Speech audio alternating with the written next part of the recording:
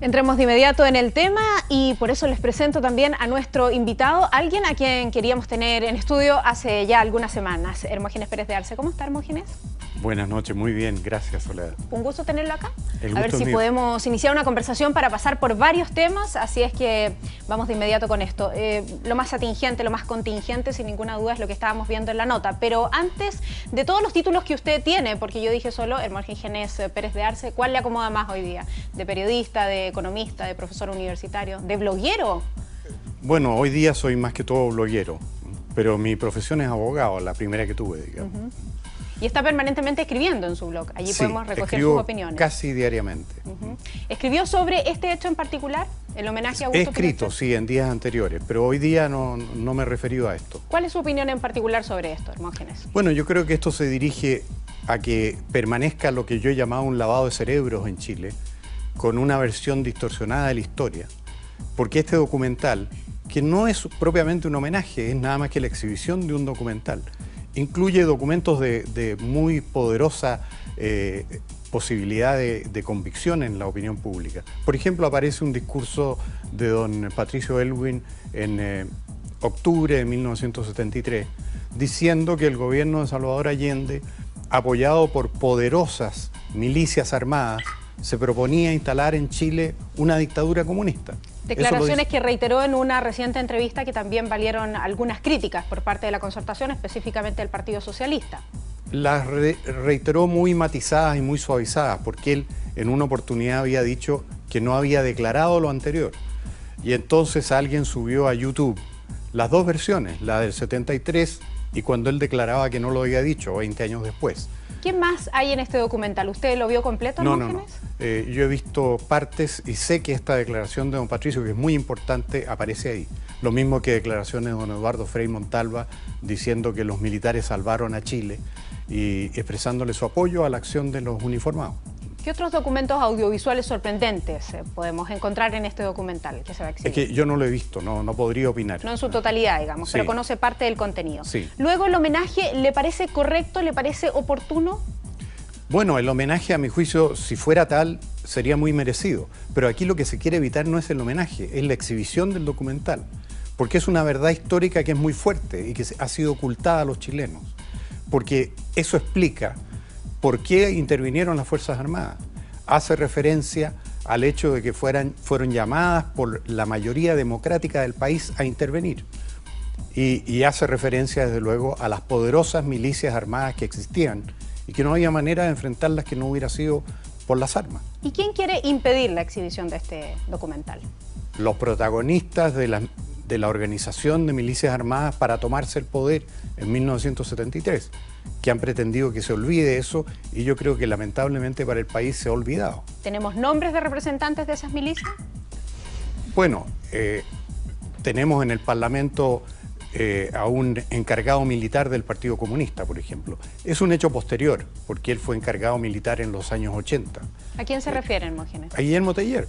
Fue el encargado militar del brazo armado del Partido Comunista, que era el Frente Manuel Rodríguez.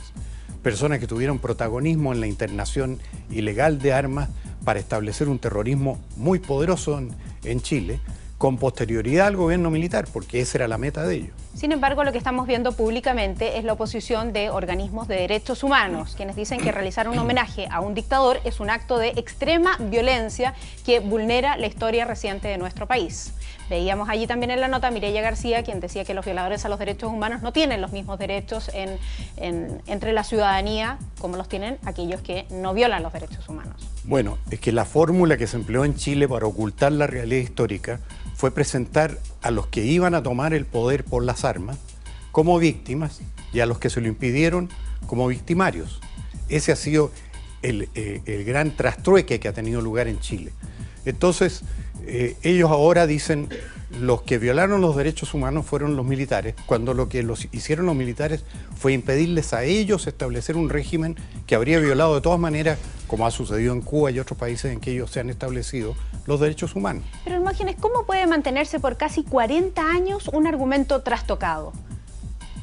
Bueno, con un presupuesto suficiente, y lo ha habido, se puede engañar a todos todo el tiempo. Un estadista norteamericano, Abraham Lincoln, decía, no se puede engañar Se puede engañar a unos pocos por mucho tiempo, a muchos por poco tiempo, pero no a todos todo el tiempo. Pero si hay un presupuesto suficientemente grande, y aquí lo ha habido, se puede mantener a un país completamente engañado sobre su historia. En Chile estamos viéndolo. No se puede exhibir un documental que diga lo contrario de la historia oficial. Esto está pasando hoy día. Y pretenden ellos que el gobierno, que supuestamente es de centro derecha, cosa que yo siempre he negado, impida este acto porque los tribunales no lo pueden impedir.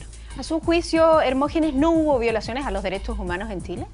Pero por supuesto que las hubo, y en el gobierno de Salvador Allende principalmente. Basta leer el acuerdo de la Cámara de Diputados del año 73, donde enumera todas las violaciones a los derechos humanos cometidas por Salvador Allende, por su régimen, incluso las torturas a opositores. Pero usted sabe que me refiero a las ocurridas bajo el gobierno de Augusto Pinochet. Porque parece que está prohibido referirse a las violaciones de los derechos humanos ocurridas bajo el gobierno de la Unidad Popular. No, en este programa nos podemos referir a todos. Ya usted hacía referencia a las violaciones a los derechos humanos bajo el gobierno de Salvador Allende. Yo le pregunto por aquellas ocurridas bajo el gobierno no de Pinochet. No fue debido a una disposición sistemática del gobierno.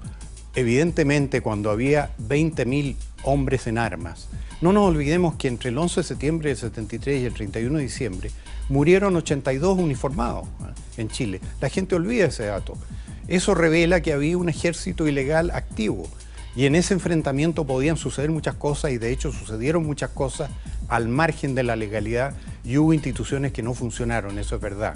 Hubo violaciones a los derechos humanos, pero no obedeciendo a una instrucción gubernamental que era la que existía en el sentido contrario, de respetar los derechos de las personas. Yo sigo su argumento, pero no es, por ejemplo, el argumento ni el fundamento que entrega la justicia precisamente hoy, que condena a 6 exagentes, usted debe estar al tanto, de la CNI por torturas en contra del diputado Sergio Aguiló, quien también hizo declaraciones. Le quiero leer un artículo en particular. Dice: de acuerdo al artículo número 1, fue definida como un organismo militar especializado de carácter técnico profesional, me estoy refiriendo a la CNI, que era propiamente operativo para acciones de infiltración, seguimiento, detención, torturas y represión armada. Eso sí es un organismo No, eso es falso, eso es falso. Le voy a decir una cosa, la DINA se disolvió justamente por las acusaciones que se le hacían a agentes de ese organismo de que no respetaban los derechos de las personas. Sino, ¿por qué iba a disolver la DINA el gobierno militar? Lo reemplazó por la CNI justamente para evitar atropellos y abusos que se decía que se cometían antes. Después la CNI fue acusada de lo mismo. Entonces la Junta de Gobierno emitió un bando en que le prohibió a la CNI detener personas sin ponerlas inmediatamente a disposición de los tribunales o de la autoridad legal. Así que no había un proceso que viniera de arriba y que autorizara cometer atropellos. Que sí se cometieron, evidente, se cometieron. ¿Eso a usted le consta o con el tiempo, Hermógenes, y con toda sinceridad se ha querido convencer de ese argumento? No, eso es histórico. Histórico, o sea, que se disolvió la DINA es histórico. Que se constituyó la CNI por eso, por las acusaciones que se le hacían a DINA, es histórico. Que la Junta le ordenó a la CNI no detener personas, es histórico.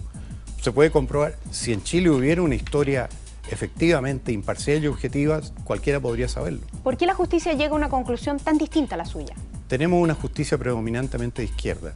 Aquí hay personas uniformados en retiro que están presos sin haber siquiera sido interrogados por un juez. ¿Cómo quién? Miguel Krasnov. Miguel Krasnov ha sido condenado en múltiples procesos por el juez, evidentemente de izquierda, Alejandro Solís,